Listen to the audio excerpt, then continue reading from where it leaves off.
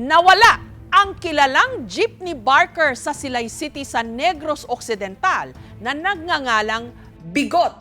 Inakalang siya ang bangkay na nakita kamakailan lang, kaya pinaglamayan nila.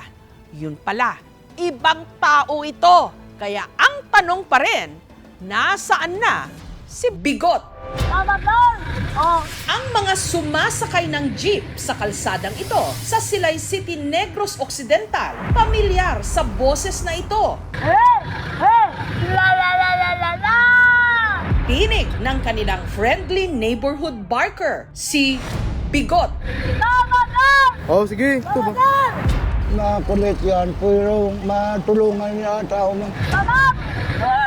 Pero ang pinagmulan ng boses na minsang umalingaw-ngaw sa silay, ang siyang bukang bibig ngayon ng mga taga rito. Nabalitaan na lang kasi nila na si Bigot sumakabilang buhay na matapos di umano itong maaksidente. May na-report na aksidente dito sa amin. Isang motor saka isang pedestrian na kinasawi ng pedestrian natin. Ako yung isa sa nauna na rumisponde, dyan mismo tumihaya yung tao na nabangga. Hindi naman ako magkakamali kasi kaklase ko yun high school. Kasi halos magkasinlaki sila. Pero kahit pa nasa kabilang buhay na raw si Bigot, tila tuloy pa rin daw sa paggawa ng ingay. Sa kanya kasing lamay, may dumating at iginiit na ang mga labi sa loob ng kabaong hindi si Bigot, kundi ang nawawala nilang kamag-anak. Pagtingin ko, siguro talaga hindi to si Bigot kasi si Bigot kilala ko eh. Malakas ang hiyaw nila. Akala ko sa pelikula lang nangyayari to. Parang hindi ako makapaniwala na nandyan siya sa kabaong kasi in-expect ko talaga ya. Buhay siya. Sino ang totoong nasa kabaong? Dalaga ka na gijagot. Dasun, pagwapa na, pagwapa. Mahigit 3 dekada ng laman ng kalsada ng Silay City si Bigot. Kasi nung naghiwalay ang nanay at tatay niya, iniwan siya sa amin ng lula niya. 10 years old. Palaging sumasakay sa tricycle kasama ang mga kaibigan niya. Minsan hindi umuwi sa bahay. Hanggang kinalakihan niya na. Doon siya palagi makikita, tumutulong, nagpapatawid sa mga bata matanda. Oh, sige. Ito ba? Dahil likas na kuwela, kinaaliwan siya sa kanilang lugar. Nasadyahan kami ito ya kay Bigot ya. Yang lumpat-lumpat, ang ingaya. Hindi naman siya nananakit. Wala siyang mental health condition. Pero si Bigot sa kalsada na nakahanap ng pamilya. Ilang buwan na rin daw itong hindi nakakabisita sa kanyang tiyahin na si Yulina. Hanggang nitong nakaraang buwan, nanlumo na lang sina Yulina sa kanilang nabalitaan. Nakareceive kami ng balita na nabundo siya ng motor. Base sa nakarating sa kanilang kwento, si Bigot nadala pa raw sa ospital pero idineklarang dead on arrival.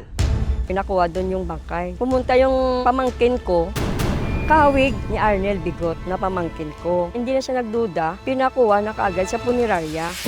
Pero si Yulina, iba raw ang pakiramdam. Parang wala akong naramdaman na kahit kunting lungkot or luksong dugo. Tinanggap na lang namin na siya ang namatay.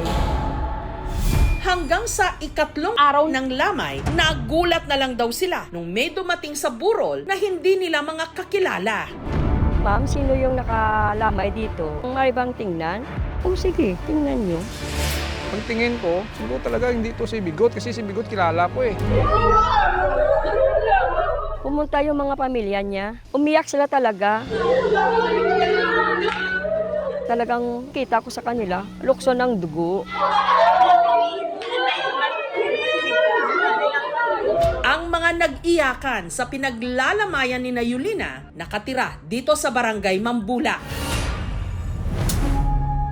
Ayon kay Agnes, ang nasa loob daw ng kabaong na pinaglalamayan, hindi si Bigot, kundi ang kanyang ama na si Nelson na 3 araw na raw nilang hinahanap.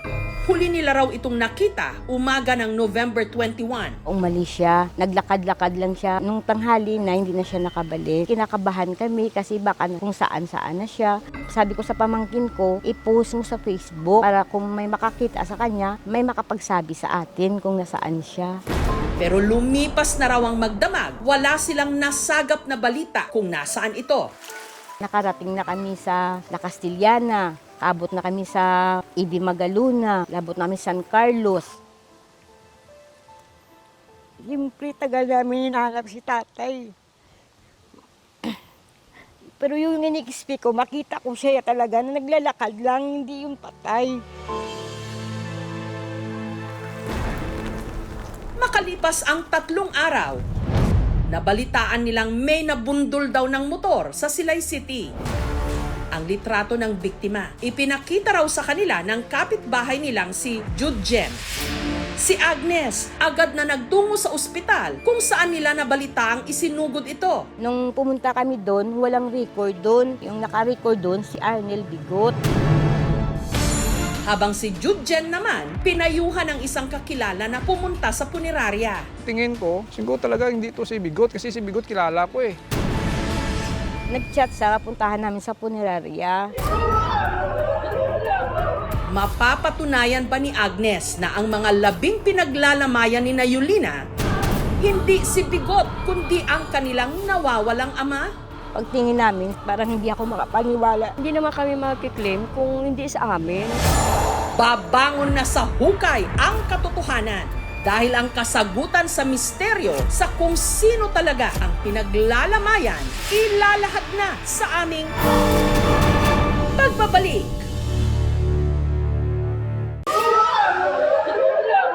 Nagkagulo sa lamay na ito sa Silay City sa Negros Occidental. Ang iginigiit kasi ng mga dumating na bisita, ang pinaglalamayang bangkay, hindi raw ang inaakala ng mga naroon na ang barker ng jeep na si Bigot, kundi ang nawawala nilang ama. Tingin ko, talaga hindi to si Bigot kasi si Bigot kilala ko eh. Ito rin daw ang sentimiento ng embalsamador na si Janito. May pagdududa talaga sa akin. Kilala ko yung sinasabi nilang si Bigot. May edad na sa kumpara doon sa sinasabi nilang si Bigot. Tapos medyo matangkad yung bangkay na nasagasaan. Nang nag-chat sa puntahan namin sa punerarya, pagtingin namin, si tatay talaga. May nunal dito yung tatay namin, 2. Kasi yung jacket na suot niya, tsaka yung damit niya, bigay sa kanya yun ng pamangkin namin.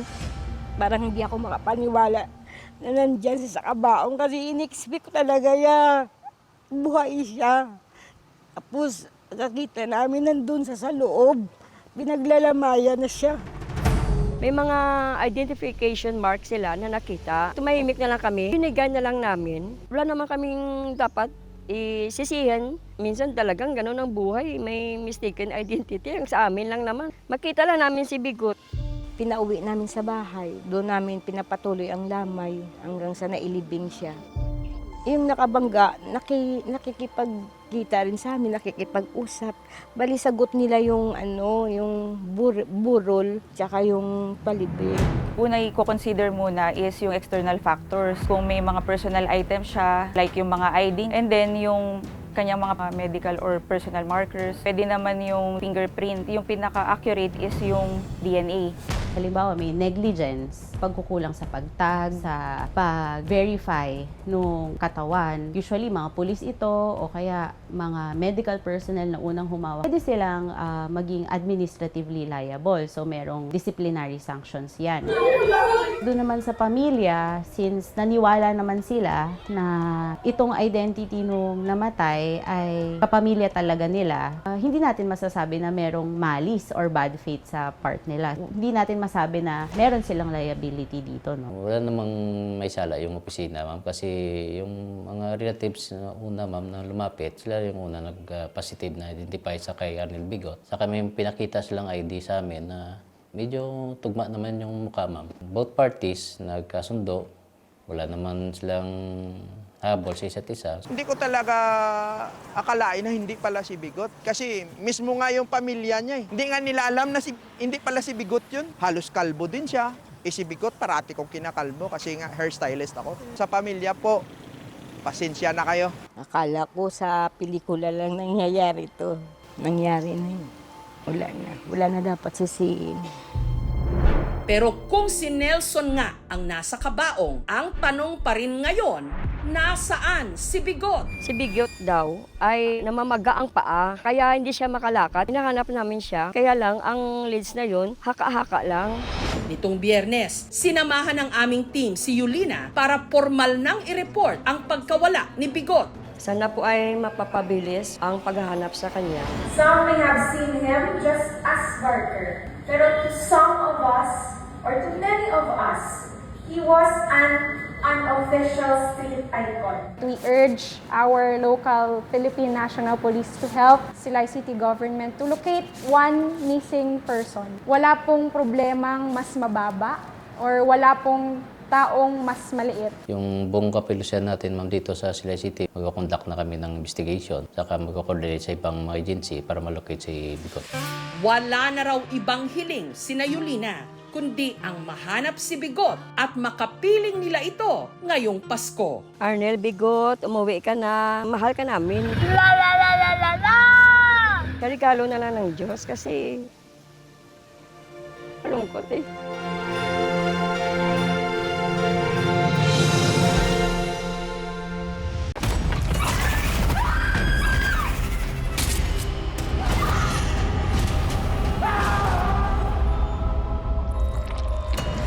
Alangga ko ikaw, Apo.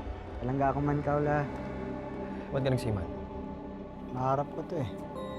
Para kay Lola din. Hindi ko na ho alam, hindi ko naiintindihan kung anong nangyari sa kanya. Makakasiguro kayong gagawin namin ng lahat para sa kanya.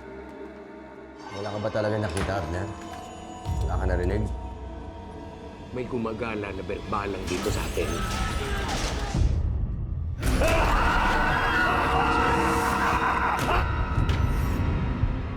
Ang mga nangangambang puso't isip, ginagamit yan ng demonyo para kumapit sa kaluluwa ng tao. Alam mo kung sino yung dapat mong ipagdasal na hindi mo makita? Si Pochong. Kumakain ng patay, may mata ng pusa, may pakpak ng pamuti, lumalakas kapag kabilugan ng buwan. Mag-iingat ka sa masusunod mo sasabihin. You know about the Pochong? Please refrain from talking about Pochong. Do not attract its attention. Father Rex, yan po bang pinakamatinding sanib na naharap ninyo? Hindi ako titigil hanggang hindi ako nakapaningin. Hindi tayo papatay. Kakampi natin ng Diyos. Huwag sumamangita sa akin! Ha?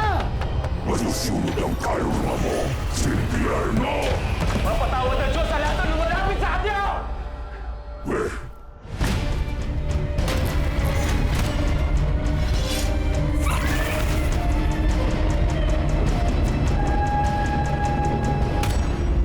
Ito po si Jessica Soho at ito ang Gabi ng Lagim.